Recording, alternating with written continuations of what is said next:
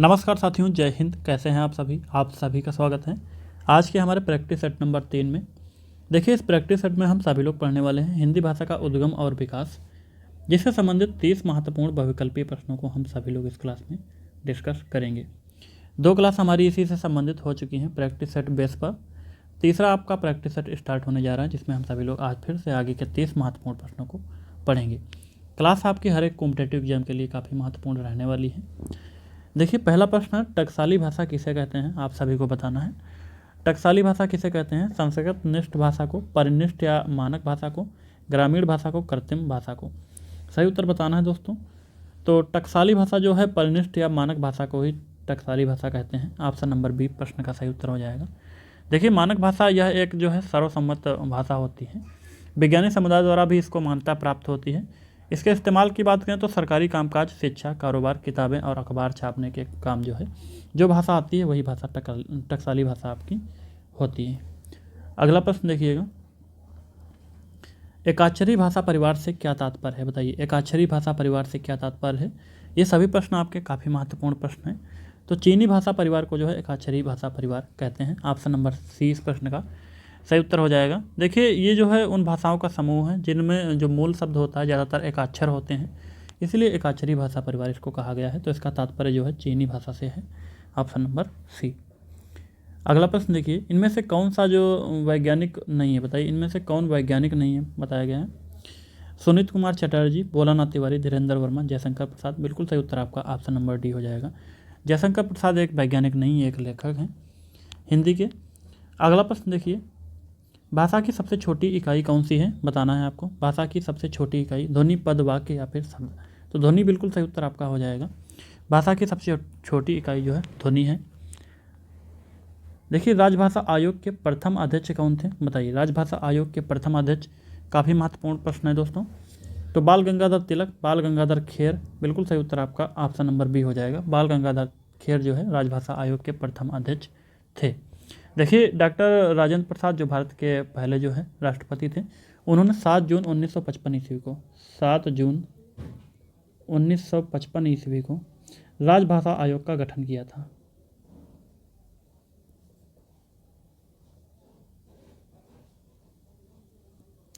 काफ़ी बार पूछा गया है कि राजभाषा आयोग का कब गठन हुआ है। तो इस प्रश्न में पूछा गया था इसके प्रथम अध्यक्ष कौन है? तो प्रथम अध्यक्ष इसके जो है बाल गंगाधर खेर थे। देखिए, सबसे पहले इसमें जो है सदस्यों की संख्या भी काफ़ी बार पूछी जाती है। तो 21 सदस्य थे इसमें। कितने सदस्य? 21 सदस्य थे। अगला प्रश्न देखिए, भारत की संपर्क भाषा कौन सी है? बताइए, भारत की संपर्क भाषा कौन सी है पूछा गया है। संस्कृत है, अंग्रेजी है, उर्दू है या फिर हिंदी है? तो ऑप्शन नंबर डी सही उत्तर आपका हो जाएगा। भारत की संपर्क भाषा दोस्तों हिंदी है। Option number D. देखिए, हिंदी ये संपर्क भाषा का जो आशा है दोस्तों, ये जो है जन भाषा से है। तो जन भाषा हिंदी है, इसीलिए संपर्क भाषा भी यही होगा। अगला प्रश्न देखिए, इनमें से कौन सी एक विशेषता भाषा की नहीं है? बताइए, इनमें से कौन सी एक विशेषता जो है भाषा की नहीं है? भाषा परिवर्तनशील होती है। तो बिल्कुल सही है दोस्तों, भाषा की विशेषता है। भाषा सामाजिक संपत्ति होती है, ये भी सही है। देखिए, भाषा पैतृक संपत्ति होती है, बिल्कुल गलत है दोस्तों।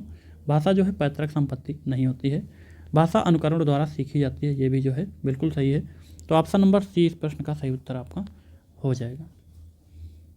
अगला प्रश्न देखिएगा, जिस भाषा में अरबी, फारसी, तुर्की शब्दों का अधिक प्रयोग होता है वह कौन सी भाषा है?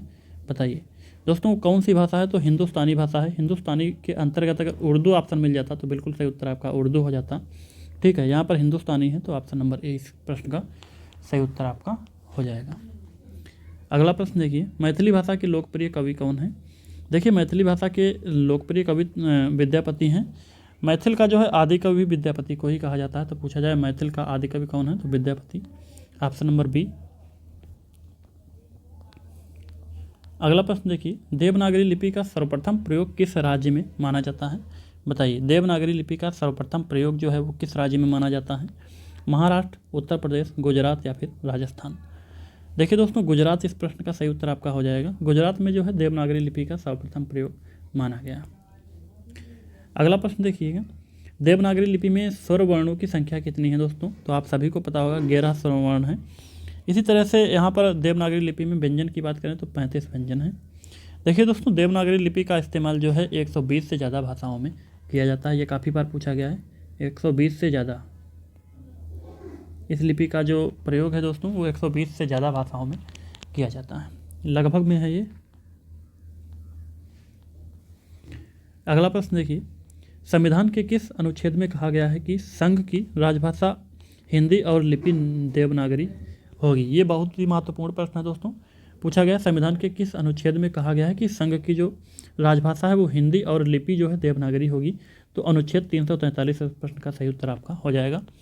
देखिए दोस्तों, अनुच्छेद 343 से 351 तक राजभाषा से जुड़े ही प्रावधान हैं, तो इन सभी को आप सभी लोग एक बार जरूर पढ़ लीजिएगा। अगला प्रश्न देखिए, किस तिथि में हिंदी को जो है राजभाषा बनाने का निर्णय लिया गया था? बताइए, हिंदी को जो है राजभाषा बनाने का निर्णय किस तिथि में लिया गया था?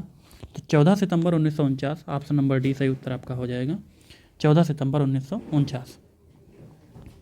अगला प्रश्न देखिए, संविधान के अनुच्छेद 351 में किस विषय का वर्णन है? बताइए, किस विषय का वर्णन है दोस्तों? तो हिंदी भाषा के विकास से संबंधित निर्देश इसमें दिए गए हैं, तो ऑप्शन नंबर बी सही उत्तर आपका हो जाएगा। देखिए, इससे पहले प्रश्न जो आपने पढ़ा है, प्रश्न नंबर 12, ये काफ़ी महत्वपूर्ण प्रश्न है। ज़्यादातर आपका पूछा जा सकता है कि संघ की राजभाषा हिंदी और लिपि देवनागरी होगी, ये संविधान के किस अनुच्छेद में कहा गया है? तो ये काफ़ी महत्वपूर्ण है, इसको जरूर आप सभी लोग ध्यान देंगे। अगला प्रश्न देखिएगा, इनमें से कौन सी लिपि जो है दाईं ओर से बाईं ओर लिखी जाती है? बताइए, कौन सी लिपि जो है दाईं ओर से बाईं ओर लिखी जाती है? सही उत्तर क्या होगा आपका? 15 का बताना है आप सभी को। तो फारसी लिपि है दोस्तों, ये दाईं ओर से जो है बाईं ओर को लिखी जाती है, ऑप्शन नंबर सी। अगला प्रश्न देखिए, उत्तर प्रदेश में राजकीय कार्यों में किस भाषा का प्रयोग होता है? बताइए, यूपी में जो है राजकीय कार्यों में किस भाषा का प्रयोग किया जाता है? तो हिंदी भाषा और उर्दू भाषा दोनों का जो है प्रयोग किया जाता है, ऑप्शन नंबर बी। कहीं कहीं पर उर्दू आपको देखने को नहीं मिलेगा, सिर्फ हिंदी मिलेगा, तो आपका हिंदी भी सही होगा। अगला प्रश्न देखिएगा, प्रतिवर्ष कौन सा दिन जो है हिंदी दिवस के रूप में मनाया जाता है? तो 14 सितंबर सही उत्तर आपका होगा, ऑप्शन नंबर डी। 14 सितंबर को जो है हिंदी दिवस के रूप में मनाया जाता है। अगला प्रश्न है दोस्तों, भाषा के आधार पर भारतीय राज्यों की पुनः संरचना कब की गई थी? बताना है आपको। 1952, 1953, 56 या फिर 58? देखिए दोस्तों, 1956 ईस्वी इस प्रश्न का सही उत्तर हो जाएगा। वर्ष 1956 में राज्य पुनर्गठन अधिनियम लागू किया गया था, आप सभी को पता होगा। इसके तहत 14 राज्य और 6 केंद्रशासित प्रदेशों में जो है भाषाई पुनर्गठन किया गया था। तो ऑप्शन नंबर सी इस प्रश्न का सही उत्तर आपका हो जाएगा। देखिए, काफ़ी बार पूछा जा सकता है कि राज्य पुनर्गठन अधिनियम कब लागू हुआ था? तो साल 1956 ईस्वी में लागू हुआ था। अगला प्रश्न देखिए, भारतीय संविधान की 8वीं अनुसूची में शामिल भाषाओं की संख्या कितनी है? तो 22 भाषाएं हैं दोस्तों, नोट कर लीजिएगा, ऑप्शन नंबर सी इस प्रश्न का सही उत्तर आपका हो जाएगा। देखिए, भाषा में अभिव्यक्ति को कितने रूप होते हैं? भाषा में अभिव्यक्ति के कितने रूप होते हैं? तो 3 रूप होते हैं, कहीं कहीं पर 2 रूप देखने को मिलेंगे, लिखित और मौखिक, लेकिन 3 रूप होते हैं दोस्तों, लिखित और मौखिक, और तीसरा सांकेतिक भाषा। अगला देखिएगा, ब्रजबुली के नाम से कौन सी भाषा जानी जाती है? बताइए, ब्रजबुली के नाम से कौन सी भाषा जानी जाती है? तो पुरानी बांग्ला इसका सही उत्तर आपका हो जाएगा, ऑप्शन नंबर डी। अगला देखिएगा, बिहारी बांग्ला उड़िया असमिया का जन्म अपभ्रंश के किस रूप से हुआ है? बताइए, किस रूप से हुआ? तो मागधी से हुआ है, ऑप्शन नंबर ए। राजभाषा से क्या अभिप्राय है दोस्तों? बताना है, राजभाषा से क्या अभिप्राय है? संविधान की भाषा, राष्ट्रभाषा, सरकारी कार्यालयों की भाषा, या फिर राज्य में बोलचाल की भाषा? देखिए दोस्तों, सरकारी कार्यालयों की भाषा को जो है राज्य भाषा कहा जाता है, तो ऑप्शन नंबर सी सही उत्तर होगा आपका। अगला प्रश्न है, उत्तर प्रदेश सरकार द्वारा गठित देवनागरी लिपि सुधार समिति के अध्यक्ष कौन थे? बताइए, इसके अध्यक्ष कौन थे? आचार्य नरेंद्र देव, डॉक्टर धीरेन्द्र वर्मा, संपूर्णानंद, आचार्य रामचंद्र शुक्ल? देखिए, आचार्य नरेंद्र देव बिल्कुल सही उत्तर आपका हो जाएगा, option number A. Uttar Pradesh सरकार द्वारा गठित देवनागरी लिपि जो सुधार समिति है, इसके अध्यक्ष आचार्य नरेंद्र देव थे। देखिए, इसके गठन की बात करें तो इसका गठन कब हुआ था? गठन इसका 1947 ईस्वी में हुआ था, ठीक है। अगला प्रश्न देखिए, नागरी लिपि सुधार समिति के संयोजक कौन थे? बताइए, नागरी लिपि सुधार समिति के संयोजक कौन थे? इसका गठन हमने बताया था 1947 में हुआ था, याद कर सकते हैं आप सभी लोग। अब पूछा गया इसके संयोजक कौन थे?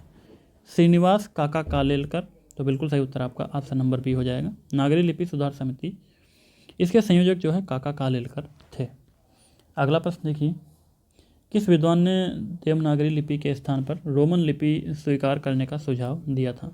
बताइए किसने सुझाव दिया था? तो सुनीत कुमार चटर्जी, बिल्कुल सही उत्तर आपका ऑप्शन नंबर सी हो जाएगा। इन्होंने जो है देवनागरी लिपि के स्थान पर रोमन लिपि स्वीकार करने का सुझाव दिया था। अगला प्रश्न देखिए, सितंबर माह में 10वां विश्व हिंदी सम्मेलन भारत के किस राज्य में आयोजित किया गया था? बताइए भारत के किस राज्य में आयोजित किया गया था? प्रश्न नंबर 27 काफ़ी महत्वपूर्ण है। तो भोपाल में दोस्तों इसका आयोजन हुआ था। ऑप्शन नंबर सी सही उत्तर आपका हो जाएगा। देखिए 10 से 12 सितंबर को 10 से 12 सितंबर 2015 को चौथा मनाया गया था। तो दोस्तों ये जो है 10वां विश्व हिंदी सम्मेलन के रूप में मनाया गया था। अगला प्रश्न देखिए, हिंदी भाषी राज्य के अंतर्गत कौन सा राज्य नहीं आता है? बताइए कौन सा राज्य नहीं आता है? तो महाराष्ट्र इसका सही उत्तर आपका हो जाएगा। महाराष्ट्र ये मराठी भाषी राज्य के अंतर्गत आता है दोस्तों। यहाँ की आधिकारिक भाषा भी जो है मराठी है। अगर पूछा जाए कौन सी भाषा है आधिकारिक, तो मराठी भाषा है।